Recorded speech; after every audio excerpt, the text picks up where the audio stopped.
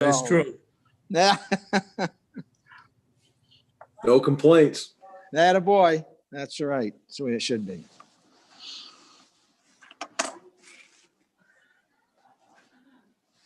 So how many do we have on board here? Oh, good.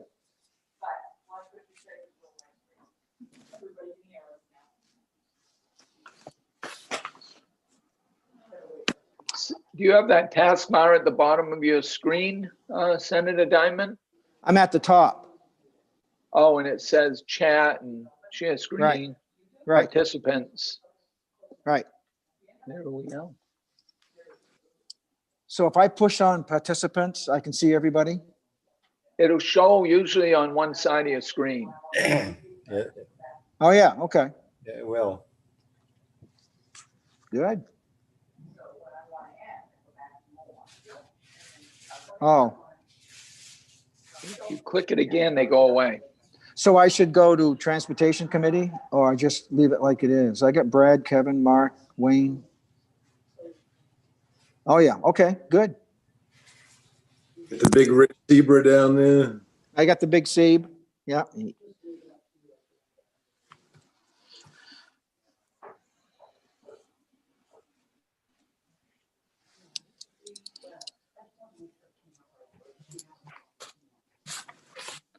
So Brad, how's your new bride? Everything is good? Everything is awesome, Senator. Thank you for asking. Atta boy, I'd like to hear that.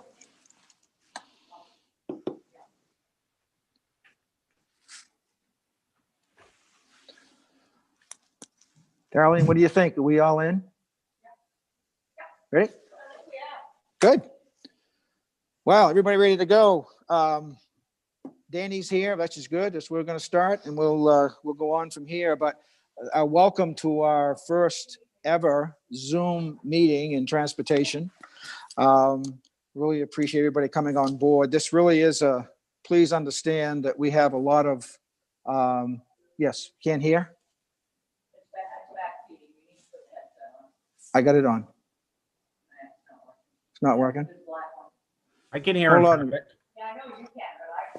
Hold on.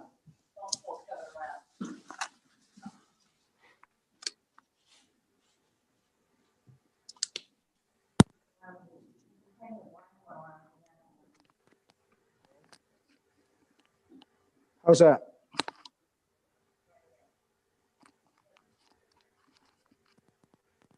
Any feedback at all? Is that coming? Yo?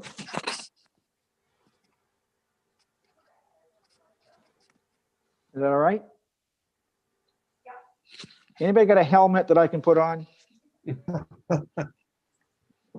Okay, again, thank you, everybody, for being here. And Danny and I have been meeting a few times to try to get everything put together, and it's worked out pretty well. What we wanted to do today, of course, is try all this out so that we can have an idea and try to work out some of the kinks. And we're doing just that, as you can see, as we move on. But one of the first things we want to do is introduce committee members. A lot of us know each other, but there's of course some that don't. So we want to do that first and foremost. Then we'll go to the introductions of our staff, which we have a fabulous staff. And then we'll look at the committee rules, or at least vote on them. They're the same committee rules with the exception of the pandemic changes, which are just more electronical rules that we had to pass when we first got together in December. And then we'll listen to our agencies. We have Secretary of State, and then we have the Maine Turnpike Authority. So that's where we're headed this afternoon. I expect we won't be a long session, but it'll be something, again, that I think it'll be interesting. So let's start with the committee introductions. I'm going to start with Danny Martin. I will tell you about Danny. He's quite remarkable. I'm so pleased that he's joined the committee because he comes in with so much experience. He actually started in the 107th legislature, which was 2 years before I did, and he went on from there. He's in the Senate, he was in the House, and then he's in his fourth term of this time in House. I think there's like 36 years, wasn't it, Danny, in between services or something along that line? Well, it's over 25. Yeah, well, it was a lot, it seemed like a lot, but he's been a lot of things, including the Commissioner of Inland Fisheries and Wildlife, and he has a wealth of experience. So Danny, give us a talk to us. Well, thank you very much, Mr. Chair. Again, Danny Martin. I represent House District 150, located in northern Aroostook County, specifically in the St. John Valley. Like our chair, Chair Diamond just mentioned, this is not my first go around. I'm new to the Transportation Committee. Looking forward to working all of you.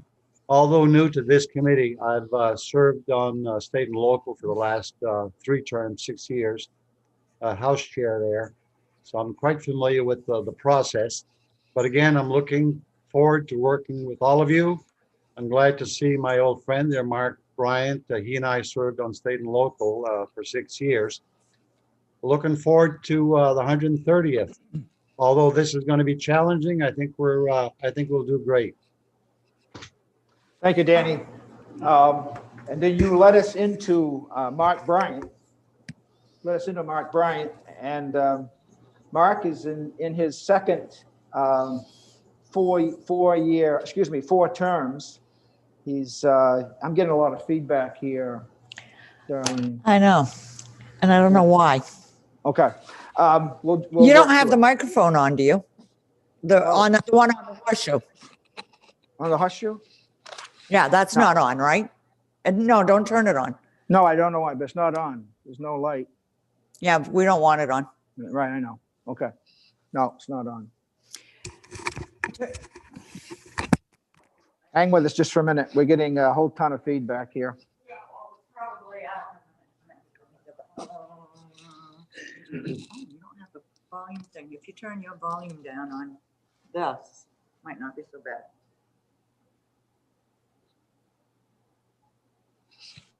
We'll try that. Yeah, still kicking back. I can hear- Senator, maybe if we all muted ourselves until we speak, that might help. Yeah, let's give that a try, Dan. That might help. If you're not on mute, everybody, let's give it a shot. Okay. Okay, We'll they're try all that. on mute. Is that better? Everybody's on. A little bit. Okay, we're gonna work through this, so not to worry. Anyway, I was saying that Mark is actually going to be serving his 15th and 16th years in the legislature, and he lives in Wyndham, represents part of that community. He's a dad and a grandpa, and people in Wyndham just love him a lot. He's been a big help to me, and before the legislature, he served a lot of time working at SAPI. He's well-known in those years down there. So Mark, welcome. Glad you're with us. Mark?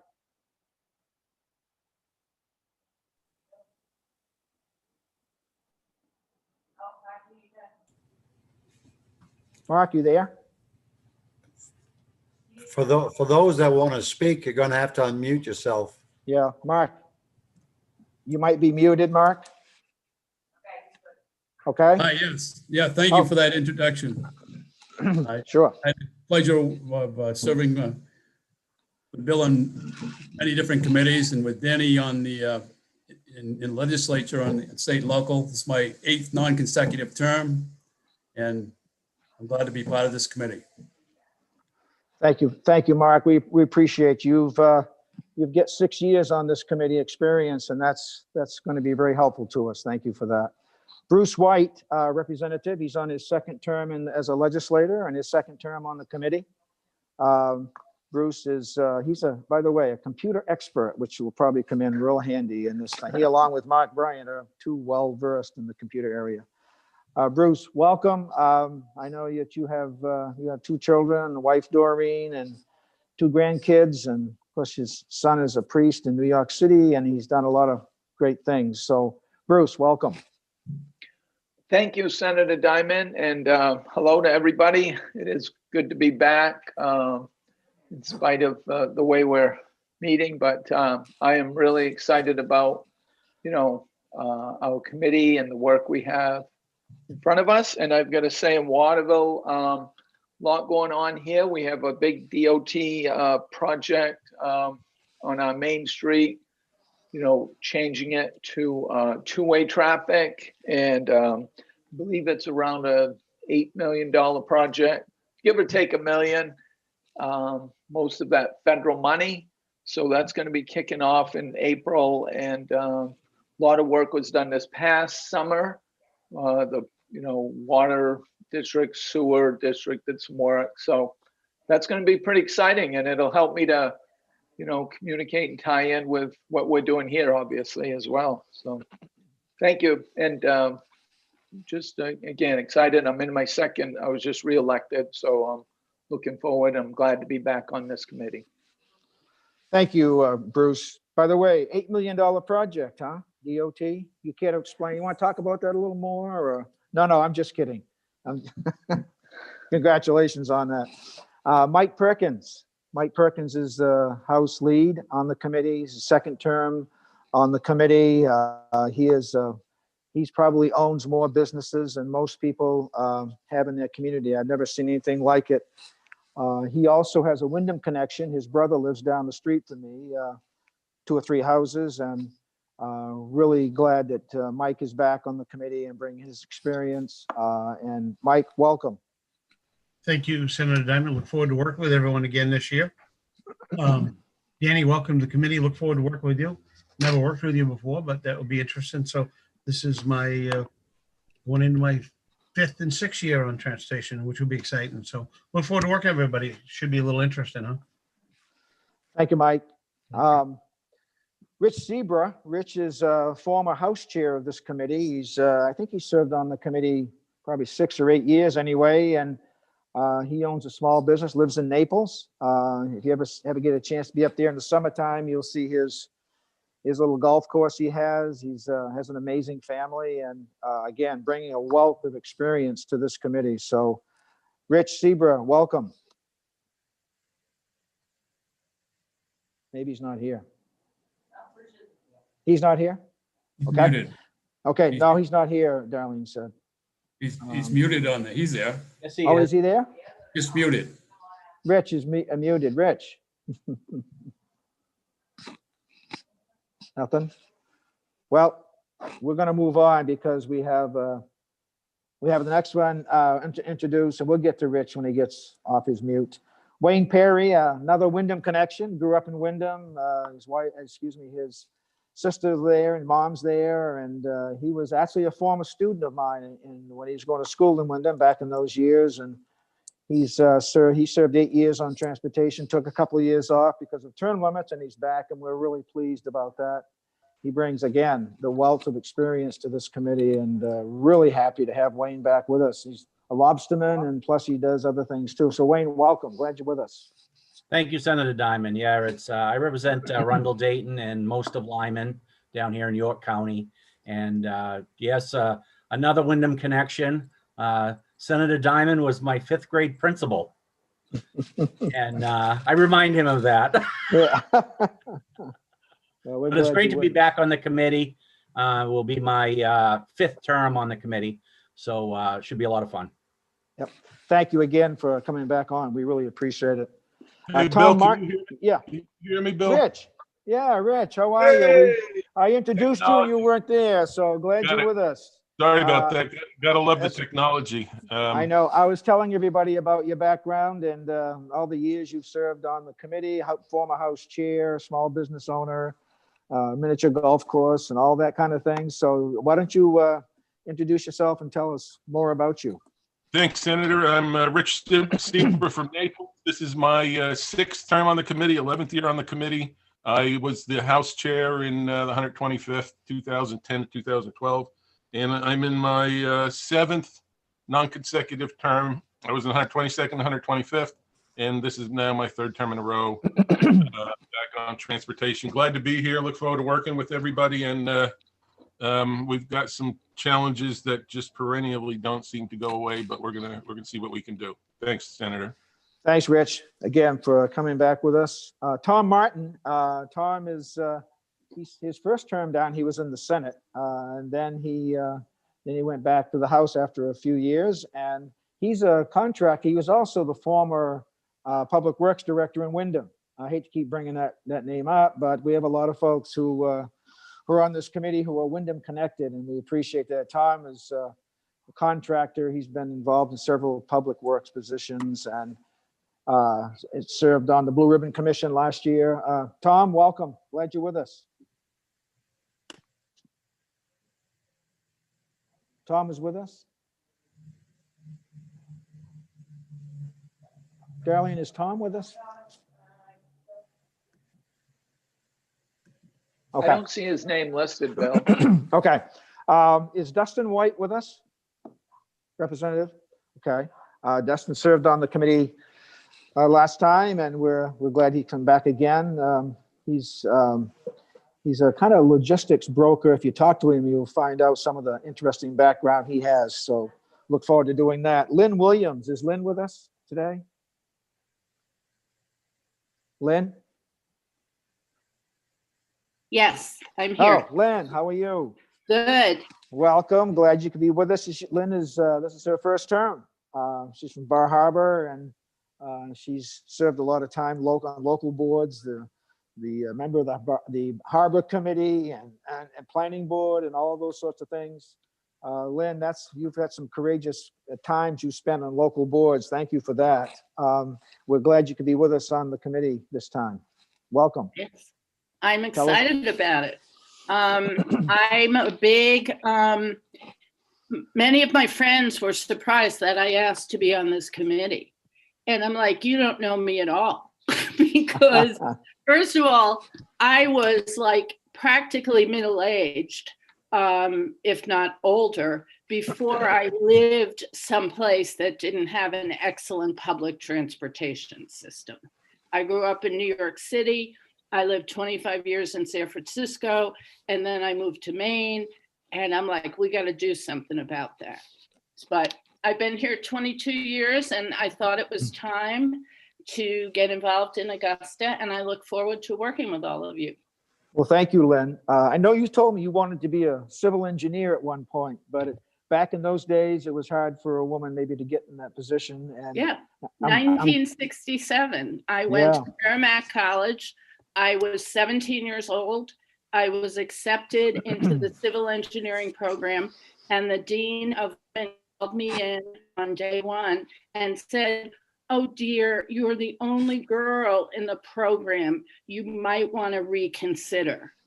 If I wasn't a 17-year-old, I would not have reconsidered. But so I switched my major. So I've spent since then, my life being sort of a frustrated civil engineer, because I grew up, I could see the Brooklyn Bridge out of my window. And when I moved to San Francisco, I could see the Golden Gate out of my window. So Wonderful. finally, I'm in the crowd. Well, we're glad. There's a lot of civil engineers in this business, so welcome. Kevin, is Kevin O'Connell with us? Kevin? Yes, I'm here, Senator. Good. Kevin, first term. So glad he landed on and chose the Transportation Committee. He's got a lot of experience in his community on the school board and city council. And by the way, he seems to be very familiar with Brad Farron, which may or may not be something that. But anyway, Kevin, welcome. Come on aboard. Thank you, sir. Thank you, sir. Now, serving with Brad in the military was a bonus in my life. That's how I look at it. Excellent. We agree.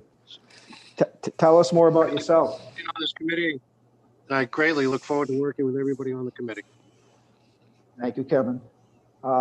We get some more feedback, and if you're not on mute, make sure you are.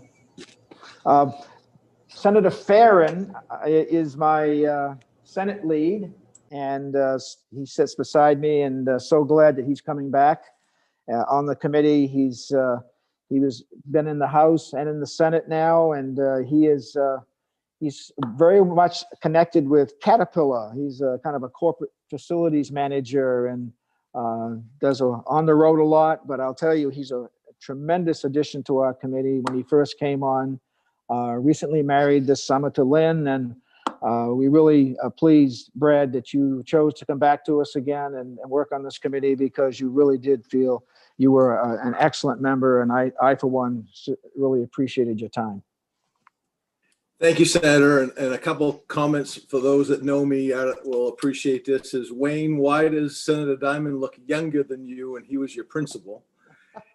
And second of all is, the only reason Kevin was my first sergeant when I was the command chief is that I said I had some pictures if he didn't say nice things from our time in Panama. So it all goes back to things that we have. But yeah, I represent most of Somerset County. So rural Maine piece. This will be my third time on transportation, one time in the House and one time last session in the Senate piece. Very, very lucky to have the folks and the relationships that we build on transportation, because most of the things that we deal with are nonpartisan. Sometimes when it comes down to the funding piece of things, you know, that gets that way, but we find a lot of common ground. And so for those of you that haven't served before, when you hear some of your compadres talking about the battles they have and see some of the camaraderie we have here, is that we really work well together, I think. And that's one of the things about belonging to this committee and Senator Diamond's leadership. Looking forward to Representative Martin and figuring out the technology, because we are definitely, between the pandemic and funding and challenges, we've got our work, roll up the sleeves and got some work to do. So really appreciate it. Thank you. Thank you, Senator. Senator Chipman had left here a little after 12, I think. So he's going to come to us, join us when he gets home. I'm on. Oh, you're on, Ben. Glad to have you with us. Ben is, he serves, he's the chair of Taxation Committee, which ordinarily is right across the hall. So he's able to go back and forth, but he served in, I think, 10 years so far. He's been in the House and the Senate, and he brings another perspective with him, not only to the city of Portland, but because of his taxation work. So Senator Chipman, welcome. Glad you're with us. Thank you. Thank you, Senator Diamond. I'm glad to be back on the Transportation Committee serving with all of you for this upcoming session. A little bit about me. I grew up in the Brunswick-Harpswell area. I went to college in Orono, graduated from there, and I've been living in Portland for about 16 or 17 years now.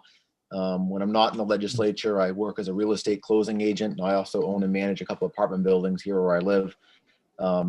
Got elected to the legislature in 2010, where I served 3 terms in the House. I served with a few of you in the House, went on to the Senate in 2016, and currently serve as the chair of the Taxation Committee, and also serve on this committee. I'm very interested in roads and bridges, and we spend a lot of time on those issues in this committee, obviously.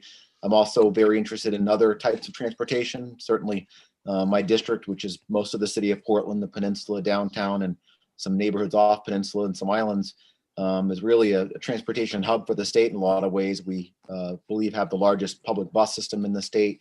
We obviously have the Portland Jetport, the downtown train runs through here, Casco Bay lines running out to the islands in my district for ferry service. So I'm always interested also in issues that have to do with ferries and buses and trains and pedestrians and bike lanes and things like that, as well as roads and bridges. So look forward to working with all of you on all those issues this session.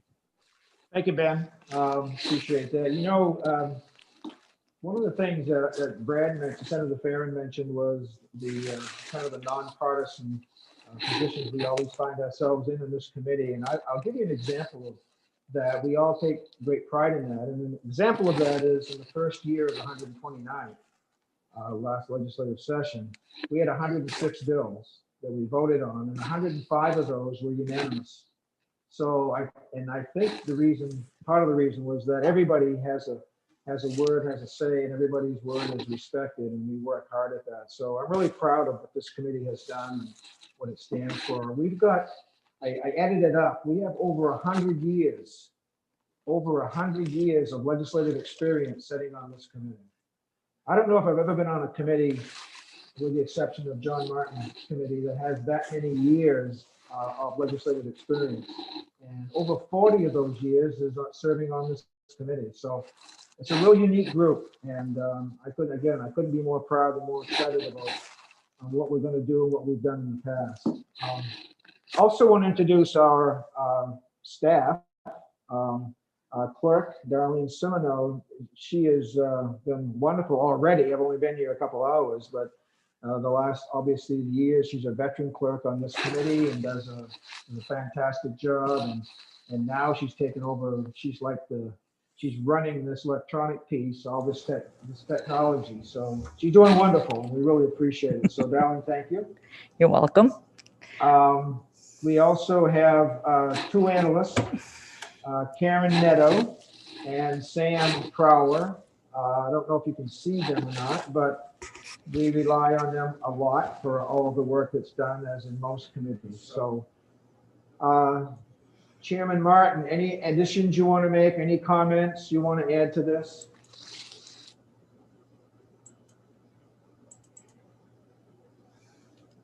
Danny? I'm getting feedback here too. Okay. The next thing we have to do is something we do every 2 years, and we have to vote on the standard committee rules, which are the joint rules essentially. And these are approved. They were approved in December at the beginning of our session, but every committee has to approve the rules to operate by. The only addition this year is the electronic piece, which says things such as all people who vote, committee members who vote, their vote has to be seen and recorded. In the past, of course, we'd raise our hand and that would be it. This time we have to make sure that everybody's vote is recorded. So that we'll be working on that for sure. So anyway, you all have had copies of this, so I asked Sam to send those to you again, just in case. But if there are questions, we're happy to talk about them. If not, we can have a motion to adopt those rules, and then we'll go on from there. Mr. Chair? Yes. Mr. Chair, I've had an opportunity to read and review the rules, and I would move adoption of the rules, including the addendum. Okay.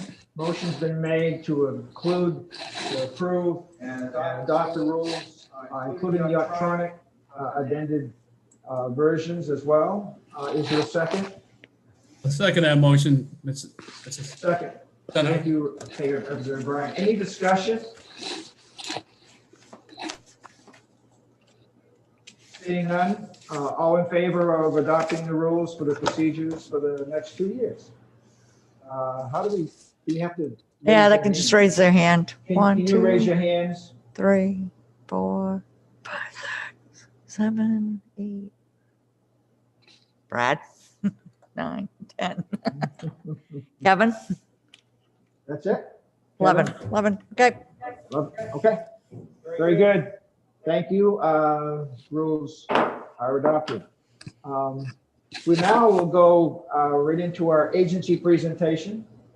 And we're going to the Secretary of State's office is with us. We will go right there and hear their presentation as they as an agency and what they do and all of that. Sam. Senator Diamond. Hi. Yeah.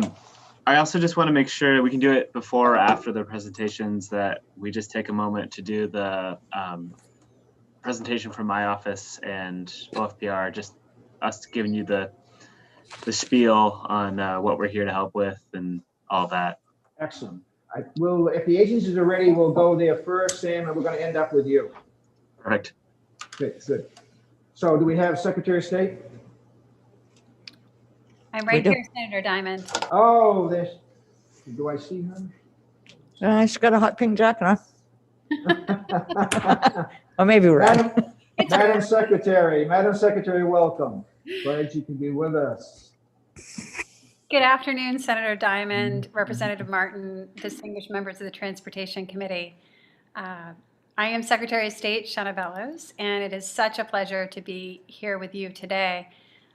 When I took driver's ed at Ellsworth High School and then got my first driver's license, Representative Perry, I can do you one better. Secretary Diamond was the first person to sign my driver's license. And I remember my friends and I thought his name was really cool. So, Thank you. and at some point, Senator Fair and Representative O'Connell, we should talk about Panama. I served in the Peace Corps in Panama for 2 years. I'm accompanied today by my experienced and distinguished colleagues, the Bureau of Motor Vehicles Director, Patty Morneau, and Director of Finance and Administration, David LaChance, who are here to answer any questions that I cannot answer and former Secretary Diamond cannot answer. Just kidding. We're also lucky to have listening on the line today. The Honorable Dottie Kennelly is staying on as my chief deputy. Many of you may be familiar with her. And Pat Condon as Director of Constituent Services. Emily Cook, who many of you may know from her work in the Senate, will be joining as my special assistant starting tomorrow. So if you need anything at all from the Department of Secretary of State, we are here to serve you. And I know from experience that constituent service is vital to the work that you do, and it's really important to all of us at the department as well. Now, I know that Senator Diamond and returning members of the Transportation Committee, gosh, 40 years of combined experience is phenomenal.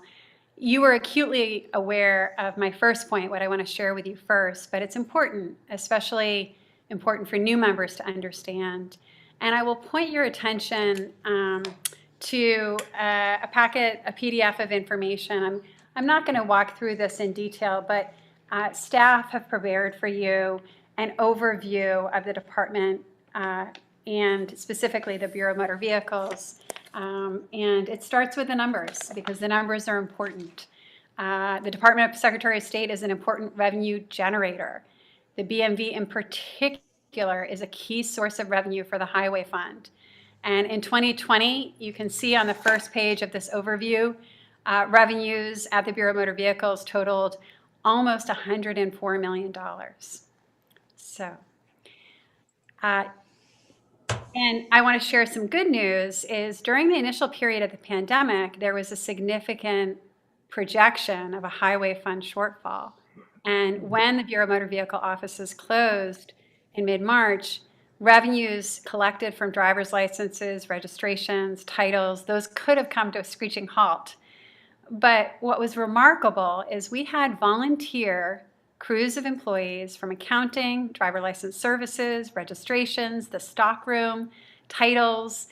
They came into the office and streamlined operations and assisted one another to literally open the mail and process all of those revenues, as much revenues as possible. So this year, as a result, actual revenues collected were only 1.9% less than budgeted, which I just think is a remarkable accomplishment and a testament to the team that we were able to avoid a deeper budget hole in the Highway Fund. Now, the Bureau of Motor Vehicles, there are two main points I'd like to make. First, the employees I've been meeting with employees in a listening tour across the state, touring some of the branches. I've been to Lewiston and Scarborough, Portland and Rockland, and have scheduled to go see the rest of our 13 branches. Our goal is to serve the public, and I have heard some phenomenal stories of the level of service during the pandemic to make sure constituent needs have been met. The second point is that the pandemic has revealed opportunities and challenges with our technology. Maine's BMV is still heavily reliant on paper. Most of our employees are actually working in person because of the nature of our processes and also the sensitivity of BMV data.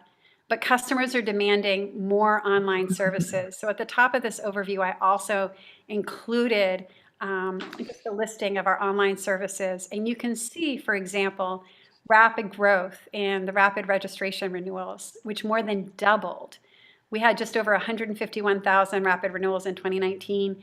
You can see on this overview, this year, we had 328,346 rapid renewals. So while the nature and scope of BMV transactions available online has grown dramatically, that's a huge success story. There is still more we can do to invest in technology to improve customer service while protecting the integrity and data of our systems. Our business customers, for example, like the car dealers, are requesting that we move to electronic titling. And I really think that we need to be forward-looking in our thinking and recognize there's some investments now that could have a huge payoff in the future. If you flip to the second page of your overview, you'll start to see, I walk through the divisions. So the Bureau of Motor Vehicles is comprised of 5 divisions. The one that most of you are familiar with and most Mainers are familiar with is the Public Services Division. That's comprised of 13 branches and the mobile units, and sometimes called the face of the Bureau of Motor Vehicles. Again, our shout out to the employees. They reopened in the end of May, and had full operations for walk-ins starting in June. We have put COVID safety precautions in place at the branches. Members of the public do have to wear a mask and are asked screening questions at the doors. Branch interiors were reconfigured to allow for 6-foot social distancing. Plexiglass barriers were installed at the branch windows. We ask a lot of our branch employees. They need to know how to process everything that our specialists do at the main office, and to do it during the pandemic is truly remarkable. If you flip to the page 3, that brings you to driver license services. The driver license services division issues new licenses and ID cards, as well as renewals, and manages really every aspect of credentialing, from written examinations and road tests, visual and medical qualifications, insurance requirements due to violations and court records. The responsibilities of driver license services have expanded significantly over time, and particularly with new federal requirements under the Real ID, as well as other state and federal policy changes. By the way, I'm happy to take questions at any point, Senator Diamond and Representative Martin, or wait until the end if that's better. We'll go to the end unless somebody has a pressing question, and we'll do it. All right. So page 4, license services extends through page 3, page 4, the various sections. And that brings us to page 5, which is the next division, which is vehicle services. So vehicle services manages vehicle registrations and motor carriers. Vehicle registration, as all of you know, can happen either at a BMV branch or at your local municipal clerk's office. And so one important component of vehicle services is the municipal services and agents division that provides training and support for municipal clerks statewide to process registrations. If you move, there's the tremendous amount of data on page 6 about vehicle services, and you can read more about motor carriers on page 7. And then we come to page 8, which is the Division of Enforcement, Anti-Theft, and Regulations. This division provides law enforcement investigation for the Bureau, manages the automobile title process, oversees regulatory compliance for driver and motorcycle rider education schools and instructors, new and used automobile dealers, equipment, light trailer motorcycle dealers, vehicle auctions, and recyclers. And just a shout out to our law enforcement who have been also advising us in terms of critical incident management and security during these times. If you flip through to page 10, vehicle services extends through until page 11. And on 11, you see a description of the Division of Legal Affairs, Adjudications, and Hearings. These staff manage and administer our adjudicatory hearings program. They staff and administer all hearings conducted by the Motor Vehicle Franchise Board. They arbitrate the lemon law disputes between motor vehicle manufacturers and consumers. And additionally, they also conduct fact-finding hearings on behalf of the Department of Marine Resources. If you flip to page 12, this brings you to administrative services. The Administrative Services Division, headed by Dave, who's on this call, oversees collection of the more than $100 million in revenues annually in the Highway Fund, General Fund, and dedicated funds. Administrative Services is also responsible for managing our budget, which is approximately $41 million of expenditures in the Highway Fund, and provides operational support to all bureaus and divisions within the Department of the Secretary of State for all 422 employees across the department. And just as a reminder, the BMV collects approximately 2.5 times the amount of revenue in comparison to expenditures needed for operations. And I added something that I think is important for transportation to understand, although it is separate from the Bureau of Motor Vehicles, technically in terms of the organizational chart, and that starts on page 13, that is the Office of Information Services. The Office of Information Services is our IT division, and they staff the vast IT needs of the department. Keep in mind the data that we house, both the election data on the election side and the Bureau of Motor Vehicle data, particularly the license info, especially during Real ID times. This data is incredibly sensitive and it's incredibly important, and Office of Information Services has a tremendous track record in protecting this data. They provide desktop support for 650 workstations. You might ask why so many? Well, that's because we have mobile workstations and also the tablets that examiners are now using when conducting road tests, for example. They develop and maintain all of the software applications and systems for the various functions that I outlined previously. There are software systems for licenses, for registrations, for plates and placards, for titles, for point of sale cash transactions. And they secure and manage our data. Right now, that is 80 terabytes for Representative White and the other knowledgeable IT geeks in the room. That's 80 terabytes of data managed in a highly secure environment. And so I close with them because while they're technically outside of the BMV, the vast majority of their work is actually dedicated to improving function and services of the BMV. And that's in part because every single Mainer will interact with the BMV. Every Maine driver interacts annually with the BMV. And the integrity and security of our credentialing systems, the reliability of our registration and licensing, and the efficiency of our business processes are all fundamental to the ability of your constituents to go about their daily lives, participate in our economy. And I do think that this is one of the most important challenges before us, is to make a strategic plan for technology advances to serve our customers better and improve efficiency and security. So that is my brief overview. I will just let you know there's some terrific summaries of data, some reports that are attached to this overview. You'll see an organizational chart that outlines what I just said in graph form. You'll see some data, the public services, these are the branches. You can see how many customers were served and for how many different transactions over the course of the year. We have the telephone statistics. That became ever so apparent during the pandemic that it's really important that we're managing large call volumes and efficiently. You'll see the licenses issued, and we've broken it out by Class A, Class B, Class C CDL, Class C motorcycle only, and we've broken it out into Real ID and non-Real ID. I've included written road exams, and then finally a summary of the plates and how many plates are issued in each category. So that is my big picture overview. I'm happy to answer any questions that I can, and Dave and Patty are present as well and happy to answer questions that I can't answer. We'll track down answers for you. Madam Secretary, thank you very, very much. Questions from the committee about any of those items that the Secretary mentioned to us? I had Yes, one Representative White. comment, Senator. Yes, go ahead. I was pretty, I want to find that, pretty impressive about the BMV collecting 2.5 times the amount of revenue, you said, in comparison to the expenditures needed for operations.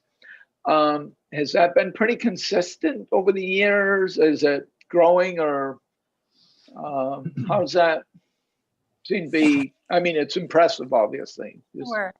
I'm going to defer to Dave in terms of trends over time, but what I will say is my understanding based on my conversations is that's fairly consistent, that the BMV has always been a major generator of revenue to the Highway Fund. We're proud of that. We're proud that we're supporting the work of improving Maine's infrastructure and roads and bridges. So Dave, do you want to put a finer point on that? Sure. That is correct. The expenses, we try to really hold in line and we're very careful on that part. Revenues, we're very active in making sure that we can collect as much revenue as possible. And there's a trend line that we'll share with you during the biennial budget that will kind of show you the relationship between revenues and expenses. And it's pretty consistent, we're happy to say. So we're very proud of that. We work hard at keeping costs down. And we'll say more about that in the future when we talk about budget. Thank you. Other questions? Go ahead, Bruce. No, thank you very much. It was really jumped out at me. So Thank you, Representative White. Other questions from the committee? Senator. Yes, go ahead. Hey, good afternoon, Madam Secretary. The real ID issue that has been bouncing around for what seems like decades now. We have the extension until September to have our main licenses, whatever the waiver, I think they call it. What's the plan going forward towards the end of this year regarding Real ID? So the good news is Maine has done something really important. And just by way of background for new members of the committee, because I know Representative Seabrae, you were present on the committee when the federal government first passed this law, which was back in 2005. And basically, the federal law required two things. One, it increased the requirements by which you could access the Real ID license in terms of, and the requirements for checking documents against federal databases and housing those documents. And so what Maine has put in place at the direction of the legislature is a Real ID compliant license. We're in full compliance. Congress continues to update the requirements. In fact, Congress actually just passed some additional changes to the Real ID Act just before they broke at the end of December. But the new deadline, if you want to board a plane or enter a federal building as of October 2021, you will need a Real ID or a passport or passport card. So we at the Secretary of State's office, actually, Patty and I have already been in conversation about the need to do a public relations campaign to ensure that Mainers are aware of these requirements. The branch employees are offering a Real ID and educating everyone who comes into the branches about their options and the importance of getting a Real ID if they do not have a passport. I will say, because of some of the, not everyone is taking a Real ID, so I did include, because I thought people would be interested, and staff provided this for me, and I found it fascinating, the breakdown of licenses across class. It's in your appendix, and you will see that of the driver's license issued in 2020, 52,836 were Real IDs, and 305,349 were not Real IDs. So some people are, myself included, are opting out of the Real ID, but others are not. And we will be sure to continue to educate the public, and every single one of our branch employees are educating the public about it. Representative Seabrae, did you have further questions on that? Or no, Senator, thank you so much. And thank you, Madam Secretary. That's what I was hoping to hear. Thank you. Great. Other questions from members of the committee of Secretary of State Bellows? Who? Representative Perry? Yeah, thank you, Senator Diamond. Yes, sir. Yes, Madam Secretary. I think you testified in, I want to say 12 or 14 when the Real ID came forward. And we all had real questions, and I think you still have questions. So that's really important going forward on the implementation, but also making sure that everything is real secure. And I think that was one of the main issues. And to me, with all the hacking, all the everything else that goes on every day, I still think it's a real issue. The more we put information out there, I think the more chance we have of issues. Representative Perry, I couldn't agree more. You're right. I've testified many times, I think going back to 2006 or 2007, expressing concerns. And that's why I've been doing one-on-one meetings with the key division leaders and section managers and the staff at Information Services.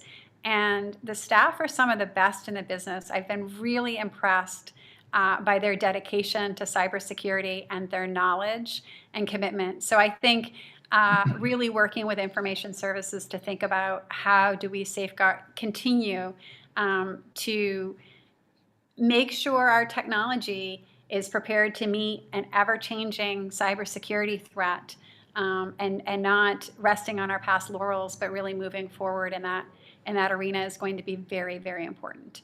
And maybe we can continue to advocate a little bit with the federal government about, my job is to administer the law and to make sure Mainers know that if they don't have a real ID or a passport after October, they're not going to be able to get on planes or enter a federal building. And that said, the conversations at the federal level continue to happen. In this latest iteration of changes to the bill, they're no longer requiring, thank goodness, that we upload the Social Security card into the system. That's an improvement. I would like to see some further modifications in terms of the document storage, retention that they're requiring. Thank you. Other questions, Secretary Mills? Mr. Chair, I don't have a Yes. question, but a comment. Yes, sir. I just want to thank Madam Secretary for the excellent presentation. Although I've heard this, I think 6 times now from your predecessor, but you did a great job and thank you so much. Thank you. That means a lot. Thank you. Other questions? I would add to that too, what Chairman Martin said. It was a very, very professional presentation. Nobody expected any less, but still, I want to say what a great job you did. And by the way, the couch in the background, I bought that in 1994. You may want to look to get a new one. It's almost 27 years old. That's great to know. Yeah. Thank you, Madam Secretary, for being with us. We appreciate it. Have a Thank you. wonderful day. Take care. Bye-bye.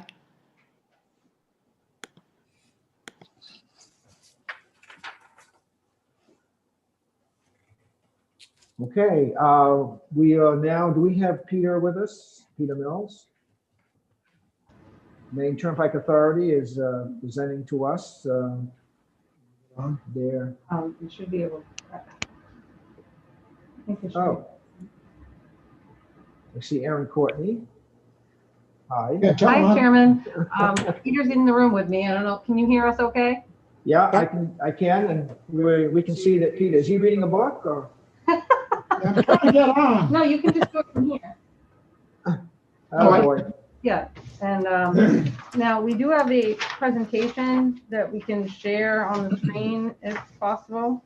I don't know if that's okay.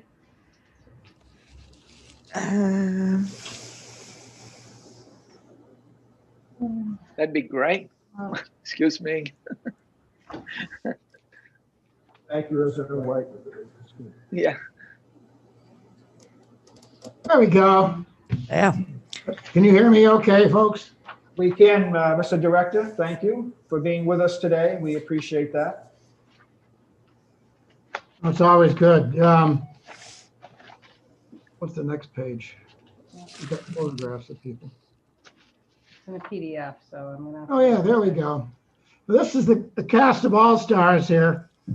Doug Davidson is the only guy that understands the finances of the Turnpike. Peter Murfeld understands all of the engineering and the operation issues. Aaron is supposed to bring it all together and make it available for public consumption. And I have no idea why I'm here, well, at least on certain days. Good news is I've heard that the vaccines are available. My wife signed me up for Friday because I'm over 70, so things are looking up. Not a boy. Good to know. And I understand teachers are getting vaccinated, which is a good thing. We want to start, that photograph on the right is a photograph taken on December 13, 1941, for the opening of the road from Kittery to South Portland. Excuse me, it was taken December 13, 1947. The bill that established the turnpike was passed in the regular session of 1941, just before Pearl Harbor. And my dad voted for it, but it went through under the hammer, basically. And then everything was put on hold until the war was over, and they began figuring out how to build it in 1945 and 46. It cost $20 million. They bonded the entire cost. They got an engineering firm to do all the engineering, with the understanding that they would charge 6% of the construction cost, but only if the bonds sold. Otherwise, they would get paid nothing. Turnpike got started. They weren't able to pay interest on the first payment on interest on the bonds because the revenue wasn't quite what they expected it to be. People were still taking Route 1.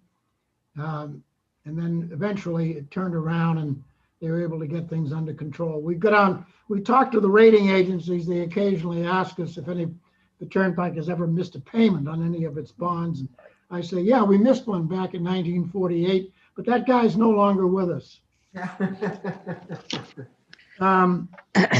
They very quickly decided that they needed to extend it from Portland up to Augusta, and that was done in 1955.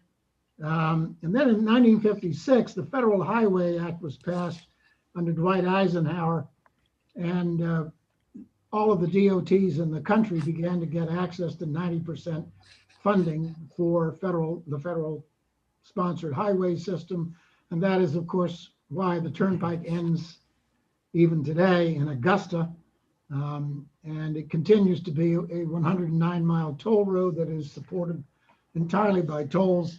The rest of the interstate system in Maine was built with heavy federal participation and is indeed a lot of the capital repairs on that road, the replacement of bridges, the replacement of the I-295 section from Brunswick up to Augusta recently when the concrete base failed.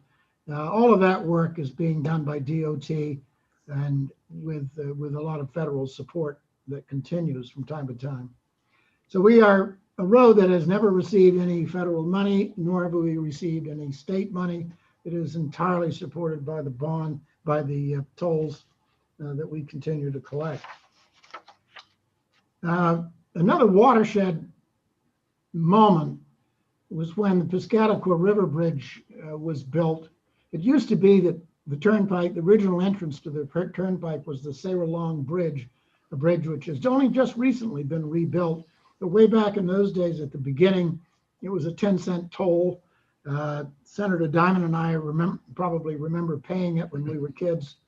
Then in 1971, again with a great deal of federal money available, they built the big high-level Piscataqua River Bridge, and the entire entrance to the state of Maine was revamped, and a new entrance to the turnpike was created. And at that time, a 6-lane highway was built to where the toll plaza was, another toll plaza was introduced at mile 7. Now the reason it's so far up is because we are only permitted to toll the road that was not built with federal funds, and everything south of mile 7 was built with federal funds. But the turnpike has taken over from the DOT responsibility for those first 7 miles, except for the bridge. And so we do not charge a toll for entrances for exits 1, 2, 3, or 7. And yet we are responsible for maintaining those 7 miles of road and all the connections to the turnpike. In 1980, everybody asked me at the Rotary Club, how come we're still paying the tolls? The darn thing was paid, must have been paid for many years ago. And indeed it was paid for in 1981. My predecessor, 2 times back, dangled the keys to the turnpike in front of the legislature in 1981, actually. And at that point, the gas tax was still at 9 cents a gallon, and we'd gone through 2 oil shocks in 1973 and 79. Governor Brennan had promised never to raise the gas tax on his first term, and they were unable to close the DOT budget in the summer of in June of 81, at a time when they were trying to adjourn. So they passed a law that said keep the turnpike open, raise the tolls, and give all the increase to DOT in order to keep DOT going. So all through the 1980s, the turnpike supported the DOT and into the early 90s. And then when it was necessary to widen the turnpike to 6 lanes, all of that was done at the time when they released the turnpike from those obligations to the state, and things went forward. There was a large controversy in 1991 about whether the widening was really necessary, and the voters declared that it wasn't. The turnpike was refused the opportunity to widen, and they passed the Sensible Transportation Policy Act, which remains a state policy today, which requires that any major road expansion has to be reviewed under the standards of that act, and not only for the turnpike, but also for the DOT. And indeed, it really is a way of incorporating into statute a lot of what I would regard as basically federal requirements for environmental reviews. Finally, in 2004, after the public had weighed in again and voted to widen the turnpike, it was widened up to mile 44. And then just to bring you up to date on the widening, last year in the middle of just as the pandemic was getting started, we gave a contract for $28 million to Shaw Brothers, and they've widened. They're doing right now the widening from mile 44 up through 46. And we have another contract waiting in the wings, which we will probably release next year, that will widen it up to mile 49, which is, what's the name of the bridge? Warren Avenue. The Warren Avenue Bridge. We have widened the bridges on this second stretch, and all of the bridges now up through mile 49 are now widened to 6 lanes, and we will widen the road to match it in due course. In 2011, as Representative Seabrook will recall, he was House Chair of the Transportation Committee. My predecessor was investigated, and that's how I got this job.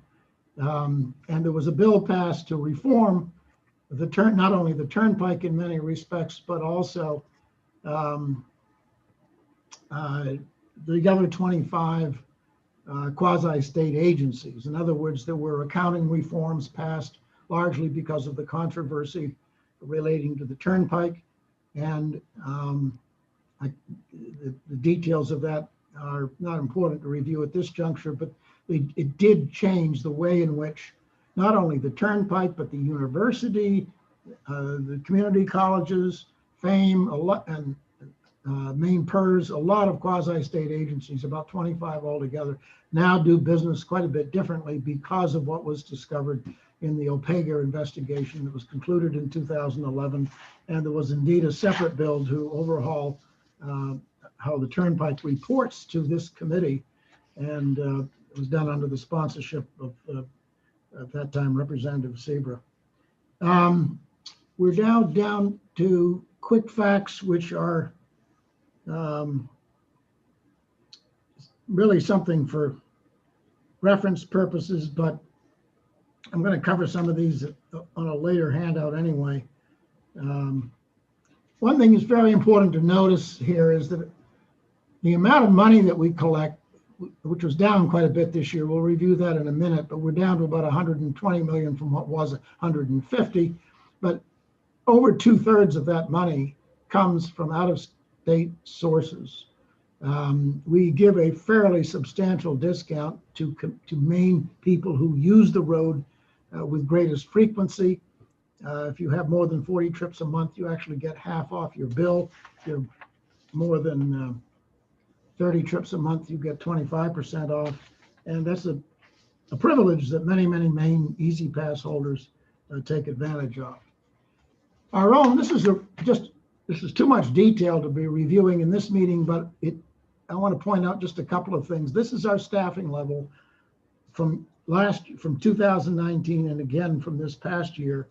We're now down from 395 paychecks of regular employees down to 381. In large measure, that's because we have reduced the number of cash toll collectors. We're not collecting as much cash as we used to. Easy Pass is taking hold pretty well. And I think it will be only a matter of time before we will no longer be collecting cash. We'll be using the cash lanes, however, for people who want to pay with a cell phone or with a credit card or by some other means. But that at the moment, the traffic is still intense enough in those lanes that we need to maintain our collectors. But because of the pandemic and other things, we've actually reduced the staffing in the cash lanes because the traffic is down, not only in the cash lanes, but throughout on all parts of the road. So next, yes. A lot of people ask about the budget. You folks get to review that budget every year, but you review primarily the operating budget, and you get to approve the operating budget. There is another segment to the budget that is dictated essentially by the terms of the bond resolutions that we operate under. When we borrow money, as the Enabling Act authorizes us to do, when we do borrow money, we have the obligation typically to create certain constraint, to pledge the tolls of the turnpike to the bondholders until those bonds are paid. And when we pledge that revenue, those revenues are constrained by promises that we have to make in the bonds that we sign. And some of those promises relate to guaranteeing that the turnpike will be maintained to a certain standard, that we will spend the amount of money necessary to keep the pavement in good condition, to keep the bridges up, and to plow the road appropriately, and to basically take care of the highway. The kinds of money that we spend, the capital costs that we spend in keeping up the bridges, the road, and the interchanges actually takes a great deal of our annual revenue. The actual cost of just running the road to pay the plow truck drivers, to deal with the various small casualties, to the guardrail and all those things, is really something that could be done for $35 or $40 million. It's not expensive to run this road, but we do carry other burdens. One of them is that we maintain an entire troop of the Maine State Police, which costs us $7 million. We pay 100% of the costs of those people, we're glad to do it, but we pay for their pensions, we pay for their motor vehicles, and we pay for all of we support them in being the largest source of drug interdiction in the state of Maine. Mr. Director. Yes. We have a question from Representative Perry. I think we want to let him pose that. Please, question. You're welcome to. Yeah, Peter, that's Wayne Perry. Just a real quick question. On that previous slide you had, you said you were down $70 million because of the pandemic in 2020? We're down about 20-ish. Okay, it said 70 million on the graph. That's why I was. Transactions. No, that's the number. 70 million is the number for transactions. Where are you here? Vehicle transactions. Right there. Yep, 70 million from transactions. So that's. No, it did. Yes, but we still got. No, that 70 million is to reflect that those are the transactions we have. But it did, in spite of that, that's a number that is lower than it would have been in 2019, but that is the number for 2020. Okay, because if you were off 70 million, you don't have a capital budget this year. Actually, that's not money. Those are numbers of transactions. Okay. So to give you some perspective, in 2019, we had 90 million transactions. on the turnpike. So we were down about 20 million transactions because of the pandemic. Okay, okay. And what's interesting about that is even though we lost such a huge percentage of our transactions, we didn't lose that much in revenue. And the reason is we had all these trailer trucks carrying toilet paper into the state of Maine. I mean, the delivery traffic during the pandemic has sustained this road. It's not just the 5 and 6 axle trucks. You know, I remember in April, when Manhattan wanted to drink Poland spring water, those trucks from Hollis were constant. And they were getting on at Saco, and we were picking up a lot of truck revenue because of the delivery situation coming in and out of Maine, all during the pandemic. And the UPS and FedEx trucks, man alive, and that's local traffic, but they use the road a lot. And so our revenue was down by about 20 to 25 million for the year, but our transactions were down a whole lot more because commuter traffic died. Nobody went to work in May, June, and July. And they didn't go out to restaurants. Senator Diamond?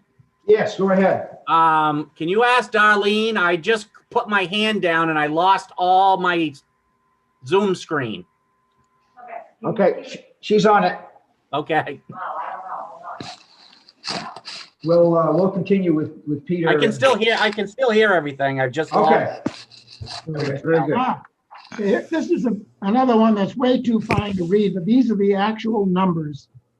I can send this stuff up to Darlene and have them handed out to you, but our revenue, our toll revenue, after paying all the discounts and everything for 2019 was $152 million. That's the high point of the turnpike. Last year it was 125 million. So we lost 27 million. We went down by 27 million in dollars between 2019 and 2020.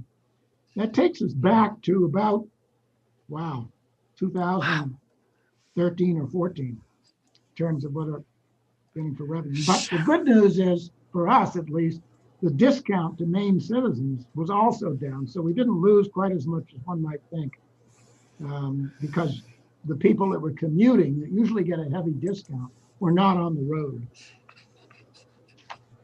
That's the point of this whole thing here. Now I got another one with fine print. This is a horrible presentation, but it deserves to be explained. This is a list of all of the agencies that are members of E-ZPass. Members of E-ZPass. It is the world's largest toll system. It represents over 70% of the US toll market. They're down at the very bottom. I've got some numbers that reflect that the entire system has 27 million accounts. We have 304,000 accounts, E-ZPass accounts. We have 533,000 transponders out on the road. The entire system has 43 million of them. And our annual transactions are around 5.6 million, and the entire system is 4 billion. And our dollar transactions electronically are about 95 million. Every night in the evening, we get a message from every one of these systems telling us, identifying by number, all of the transponders that are valid. In other words, all of the customers who have kept their accounts up to date, and all of whom, and they guarantee payment to us on the transponders that they have issued, the ones that are good, that are on the list. Those lists go out to all of the 19 toll locations in Maine, and that same process is replicated all across the eastern United States. So every toll plaza, and there are hundreds of them throughout the eastern United States, has an up-to-date list of all the transponders that for which payment is guaranteed if they drive through that toll plaza. It sounds horribly complex, but on the other hand, it's just data. And it's data that comes out in a list, and we're used to it, and bingo, it enters the system every 24 hours. The other thing to notice here is that this list of agencies keeps expanding. It started out with only 7 agencies way back. Maine joined in fairly early in the game. But the interesting thing about some of these agencies is that they are small, sort of satellite agencies. Some county somewhere wants to build a new bridge across a river, and they create a bonding relationship, and they put a toll on the bridge, and they join the Easy Pass system. That could happen in Maine. You can't do it for federally funded highway systems because you can't put a toll on, for instance, 295 here in Maine, at least not under current law. But, you know, if you were Representative Williams and you wanted to put a toll on Route 3 going into Bar Harbor, you have the legal authority, if you wanted to do it, to put up a toll gantry and charge all the tourists in the summer $1 or something for going under it under the Easy Pass system. We would collect it for you and remit the money to you, as long as you take the political consequences for having. Rhode Island is going through that. They have, as you all know about Rhode Island, they got nothing but bridges down there coming in and going out and all through the state. And they have huge trucks that go through there. Their bridges are beat all to hell. They're not on the interstate system. And they passed a law that said, we're going to put toll gantries up. We're going to charge all these trucks under the Easy Pass system, and we're going to repair all of our bridges. Well, they're in litigation over that, and we're all waiting to see if that's what will happen. The state of Connecticut, the Commonwealth of Connecticut, has considered putting up gantries all over their system. They even got federal permission to put tolls on the interstate system in Connecticut, because Connecticut is, those of you who've driven down through there know that it's just their system, their highway system is horrible. And they have federal authority to go fix it by putting up toll gantries everywhere, both on state highways and federal as well, and bonding the anticipated proceeds and fixing it all up. But it has not been a very popular thing politically, and so it hasn't gotten through the legislature. Anyway, that's the point of this big, very dense thing. The other thing to note is the very last sentence here, which I put in, which says Maine is the only agency with its own customer service organization. And they're located 100 yards from me on another end of this building. And we have about 35 people down there who will answer the phone most times and who deal with Maine citizens. And we also manage our own IT systems. We don't farm it out. Almost all of these agencies do farm it out to these commercial entities. And it gives us the ability to exercise rather complete control over our relationship to the public, so that if somebody has a complaint or they're concerned about their account or there's anything else that goes wrong with the system, the buck stopped in this building. We can answer the question, the problem, or resolve it. And it's just the way we've been since the beginning, and it has worked out for us quite well. We oftentimes get complaints from Maine people who've driven into New Jersey or Connecticut, or some other place where there's a toll system that isn't quite so accommodating, Massachusetts, New Hampshire, and they come to us with their complaints, and we try to solve them for them, but we're not always able to because we don't control how New Hampshire and Massachusetts do business. All right. You want to show the video or no? Where are we? Is that the end of this That's thing? the end of this Okay. video. Share it. Yep. Got any other questions, Chris? Yeah, are there any questions from the committee? Yes, I have a question. Yes, go ahead, Representative White. Thank you. Great presentation, and thanks. I just saw Sam sent that to us, so appreciate it. My question is on the on-call toll collectors, the numbers went from 52 to 37, I believe it is. Is that through attrition, or do they get laid off, or do they get, Yes, put in another place if there's something for them? that is attrition. We've had a number of retirements from our fare collection staff. We transfer some of them to other places within the organization, but to replace people who might otherwise be leaving. But our need for toll collectors is diminishing. It diminished greatly during the pandemic, but it will undoubtedly continue to diminish slowly. There is sort of a minimum staffing level because you have to have at least one person on duty in every toll plaza in every location. So we're down to a point now where it's sort of at a skeletal level. If the traffic comes back, we all get vaccinated and the traffic, and everybody decides to go on vacation, this coming Memorial Day, and the car traffic rebounds, then we certainly will be putting more people back to work in the toll booths, at least for a time. Representative Perry has a question. Yeah, Peter, again, this is kind of a personal one. Are you ever going to be able to add Texas to our Easy Pass? I think so. Doug thinks so. I don't know. I'm talking to him. Huh? Oh, we think it's going to be the U.S. system. Yeah, reason I asked that is my girlfriend's got a house down there that her son lives in, and whenever we go near Dallas, if you make a mistake, it's a wicked expensive one. So if you mistakenly go on the wrong road for a 50-cent toll, it may cost you $50. They are brutal. Very good. Okay. Any other questions? The rental company gets you for another 20 or 30 bucks on top of that. Peter, how about Idaho? Are we gonna? No, I'm just kidding. All right. Next. Any other questions from the committee? Seeing none, you have further presentation? We got a short video, 2 minutes. Okay. If you don't mind. No, go ahead. Just a little bit more about Easy Pass, which some people, their constituents may have questions about. So we thought we'd share.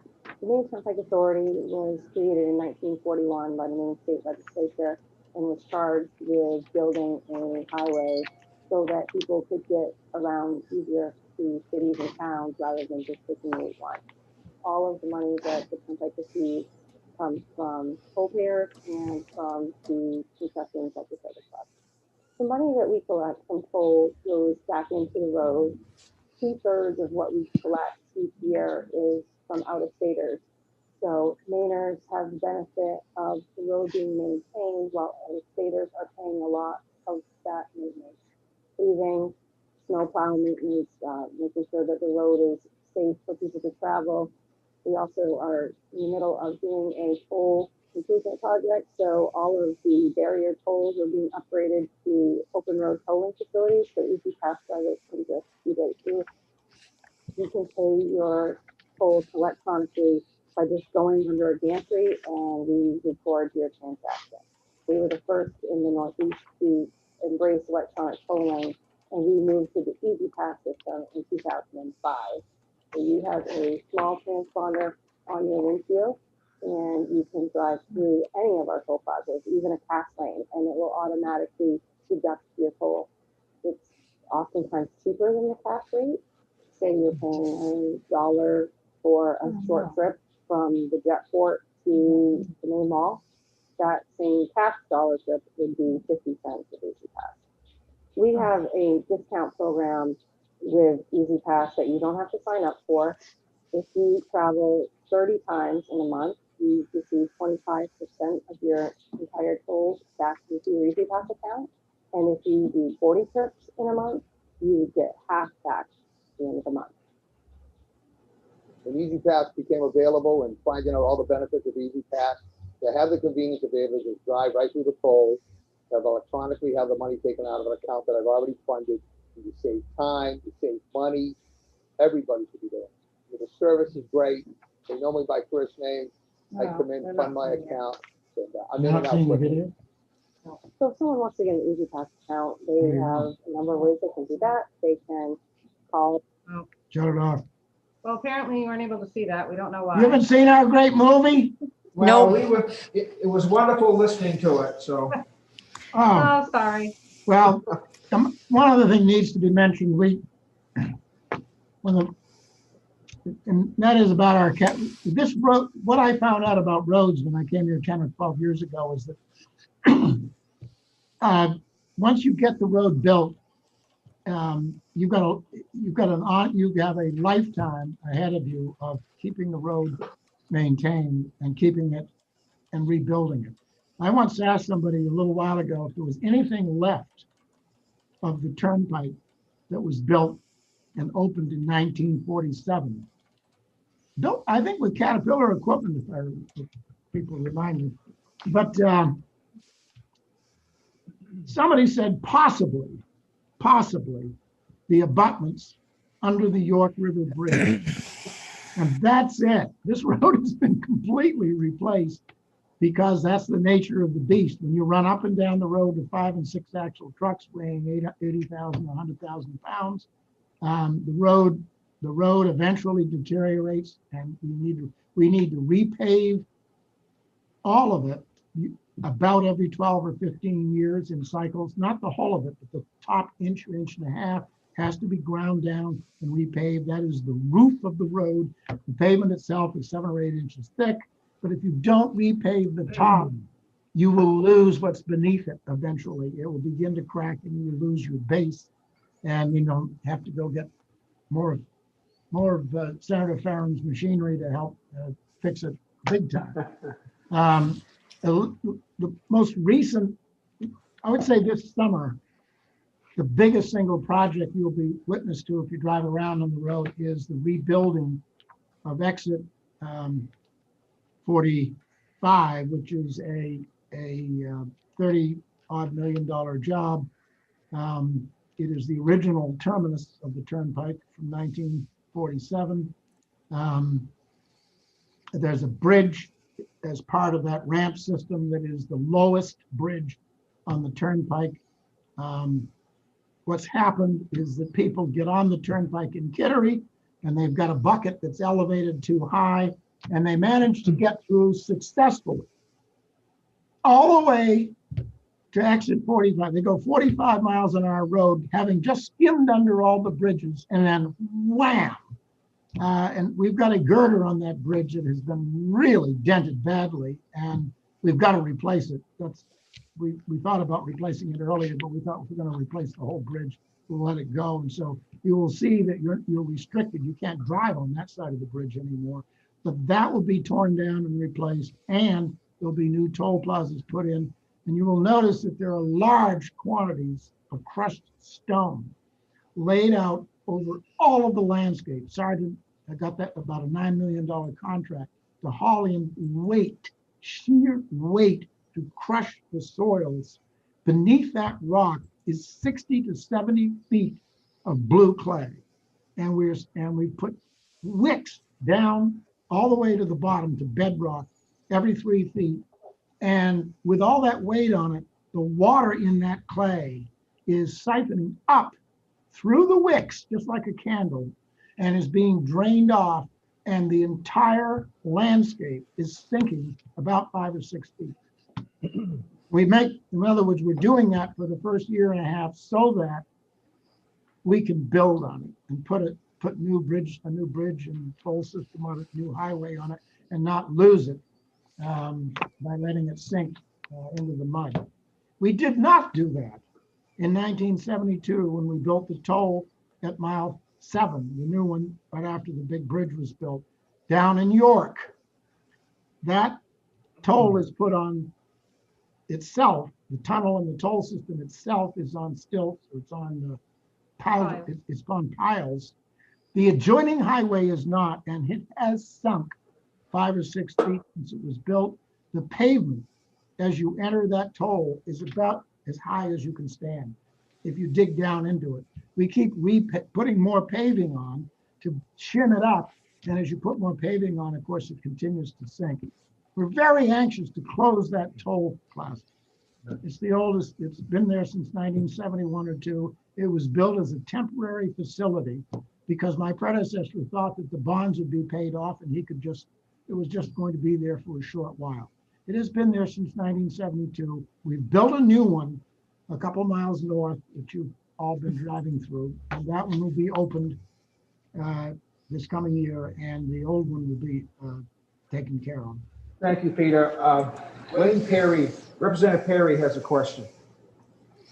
Hi, Peter again. I know you're redoing 45. Is that to also hook to the Gorham connector? Is that still a plan?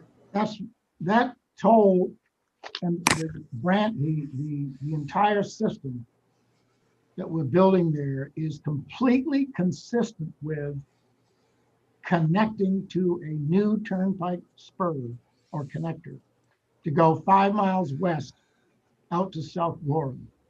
It doesn't have to be built.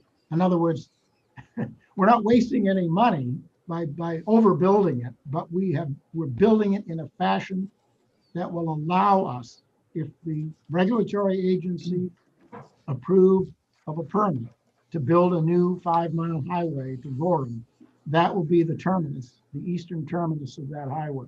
The western terminus will be the roundabout out on South Street and South Gorham. Good. Representative Perry, you have another question?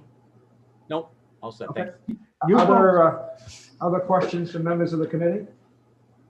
And that, by the way, is several years off. This committee 2 years ago, 3 years ago, gave us the authority. You didn't mandate that we do it, but you gave us the authority to build a 5-mile spur from exit 45 up to South Gorham. And Gorham, Westbrook, South Portland, and Scarborough all endorsed it by unanimous votes of their town committees. We are working on it. It will be years to come, but we're planning it now and we're beginning to figure out how to build it. Good, thank you. Other questions from the committee? How many feet of clay was that? 60, depends on where bedrock is, but it's 60 to 70 feet. Good. It's the same stuff you see in the Presumpscot River. It's called the Presumpscot Formation. It's blue clay. It's why we have so many brick houses in Portland. Good. Okay. Anything else from you, Mr. Director? Or? I'm set. If you are. Well, thank you very much for that. Very helpful, and reminded a lot of us of what you all do and how well you do it. So we appreciate that. Looking forward to seeing you all in person sometime. Hope so. Okay. Thank you. All right. Thanks again. We appreciate it.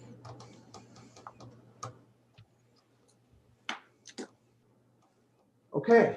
The last thing we do today is Sam will give us an explanation of what he does and what the analysts do, he and Karen, and how that can help us for those who might need a reminder or for those who are new. So, Sam, if you're ready, we are.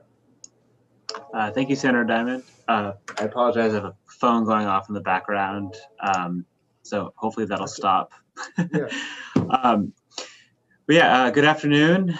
I just didn't want to end this meeting without giving a brief introduction of our office that we give every year. For those of you who know me, it's nice to see you again. And for those of you who don't, my name is Sam Prower. I should be alongside my co-analyst, Karen Netto, who many of you already know, but we're experiencing a few technical issues on our end as well. So we're the legislative analysts assigned to the Transportation Committee. We work in the Office of Policy and Legal Analysis, and we're here to provide nonpartisan staffing services to the committee. You'll also be hearing from our fiscal analyst, Suzanne Voynick. Since we had a number of items on the agenda today, and many of you have all heard this before, I'm just going to keep it brief, but follow up with an email containing more detailed information. That email will also include my contact information. And if after this meeting you have any questions or concerns at all, just please don't hesitate to follow up with us. We're really here to help. So as nonpartisan staff for the committee, we're here to provide a number of services, some among which include attending public hearings and looking into the committee's requests for additional information, preparing and presenting bill analyses for each bill worked on by the committee, drafting and reviewing committee amendments, and working with the chairs to plan and facilitate committee meetings. In addition to providing nonpartisan policy and legal analysis, we are also here to assist individual committee members with any committee-related work, including but not limited to researching specific issues, drafting amendment proposals, and tracking down additional information. All the work we do is strictly nonpartisan. It's not our role to push any particular issue or outcome in any way. This means that we cannot and do not act in any manner inside or outside the legislative context that is or could appear to be partisan. Our only goal is to help you with your work. We're here to provide objective information and make sure bills come out of committee the way you intend them to. We make sure you have the information. You're the ones making the decisions. To that end, you should all know that all communications between legislators and nonpartisan staff are confidential. Any requests you make to us for assistance, advice, or information in related working papers, including bill drafts, resolves, resolutions, or amendments, are strictly confidential until publicly released or distributed by the committee. And this is true for committee working papers as well as individual requests for assistance. If in doubt about what we can do for you, just don't hesitate to ask. We're here to help, and if it turns out that you need something we really cannot provide, for example, partisan policy advice, we can connect you with people or other resources that may be helpful. So I really, like I said, wanted to keep it short. I'm going to cut myself off right about here. And like I said, I'm going to follow up in an email with all of our documents that we normally hand out to you guys. And also some instructions about how to access that information on our committee webpage. And I'm here if there are any questions right now. And if not, I'll just turn it over to our OFPR analyst, Suzanne. Yes, that'd be fine, Sam. Thank you. Welcome, Suzanne. Good afternoon. I'm going to attempt to go through this. I just had a coughing fit, so yeah. I'm not sure how long I'm going to be able to talk, but I don't plan on talking long. We have 4 documents that we usually review with the committee. I have not sent those to you. So if Sam's information doesn't include these documents, I'll email to them separately. But I'm in the Office of Fiscal and Program Review. It's in the State Capitol building. In room 226 next to appropriations. Currently, I'm mostly working from home, so the best way to get in touch with me would be email. But we do a lot of fiscal analysis, a lot of work with the general fund budget, with appropriations, other budget information with other committees. We prepare fiscal notes for all amendments. We try to do that for the original bill, but we're required by the rules to do it for every amendment that comes through, floor amendments and committee amendments. And as a result of that, anything with a general fund appropriation or revenue impact, or highway fund revenue impact or allocation impact will be flagged for the appropriate, either the highway fund table or the appropriations table. And once that bill is enacted in the House, once it goes to the Senate, Senator Diamond, as the chair of transportation, would flag any highway fund type bill to the table, and you deal with them at the end of the session. The only other thing I want to mention is the budget process. You'll be weighing in on the general fund pieces of the budget that pertain to you, mostly items from the Secretary of State's office and the state police. And you'll make a recommendation to the Appropriations Committee on how you would like them to vote. It's within their purview to do whatever they want, but they will factor in your recommendations. On the highway fund budget, you'll also have a supplemental and a biennial budget on the highway fund, and that goes to this committee, transportation. appropriations, unless there's a effect on appropriations revenue or whatever, does not weigh into that bill at all. So you will go through that. I will work with you on all budget issues, and you will decide what to do with that, to either amendment or, you know, do it as is, and then it'll go right to the House and Senate. I think that about covers the basics. I'll get more into budgeting once we actually have something in front of us. It'll be a little strange doing it virtually this year, but so be it. Yeah. Well, It is Suzanne, what it just a word of thank you for all, you play such an important role for us when the budget starts, we start that process. So really appreciate you being there and helping us with all of that. Are there questions from the committee? Seeing none, I think that we're all finished. Mr. Chair, Yes, excuse me, Chairman Martin.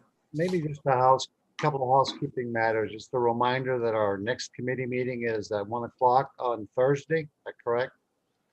Yes. Also, a reminder to all of us that these meetings here are open to the public and they're recorded on YouTube forever. And maybe we should have said that at the onset, so folks could make sure that they're aware of the fact that these are recorded. Yeah, good point. Thank you, Chairman Martin. Representative Perry, did you have a question? Yeah, just real quick. Any idea on when the supplemental highway fund or the regular budget's going to come to us? We'll probably get an idea on that Thursday when DOT comes before us to do their presentation. Thank you. Yep. Other questions? Chairman Martin, anything else you want to add to the whole thing? No, I just want to say that this was a great first meeting. These are going to be challenging, but I think we did quite well. Even Director Mills did okay. Yes, he did. Yeah, and thank you again to Darlene for making sure this all got started and continued on in the right way. Sam, thank you for your presentation. Appreciate it. And if there are no other questions, we will plan on, oops, do we have another question? Representative White does. Okay, I don't have his. No, that's just clapping my hands. Oh. That's just a hand clap. Okay. That one is a raising of the hand. The other one. Yes, well, listen, don't be fooling us like that again. Thank you. No, good meeting. Thank you, Representative White. Thank you all. And again, I guess we're ready to close it out, and we appreciate everybody. I think it didn't go badly at all, considering our first time. And on Thursday, we'll see you again at 1 o'clock for DOT and then Maine State Police. Darlene, we all set? Now I got a question, because Yes. evidently some of you didn't get my email, Oh, the invitation email? the invitations. If you could Okay. just let me know whether you got them or not, that'd be great. So I can have it fixed in the system. Okay. Everybody got that? That's good. We'll do our best. I got mine. Okay, You did good. finally? We're all Okay. set then. Yep, good. Thank you, Wayne. All right, anything else? Nope. Thank you again, everybody. We'll see you Thursday. Thank you, Chairman Martin, and we'll see you all on Thursday at 1 o'clock.